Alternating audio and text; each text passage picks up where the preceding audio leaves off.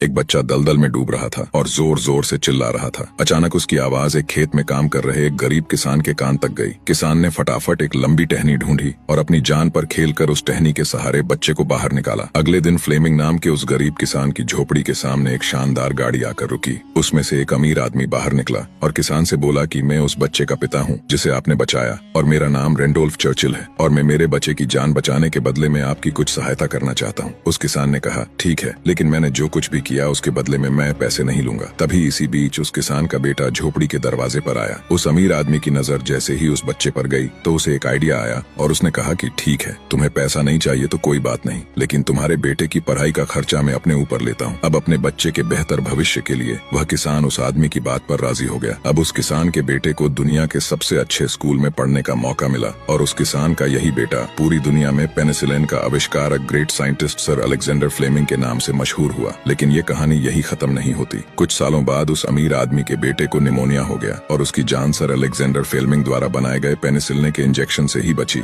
और उस अमीर आदमी के बेटे का नाम था विंस्टन चर्चिल, जो 2 बार ब्रिटेन के प्रधानमंत्री रहे। दोस्तों, शायद इसीलिए कहते हैं कि कर्म हमेशा घूम कर आते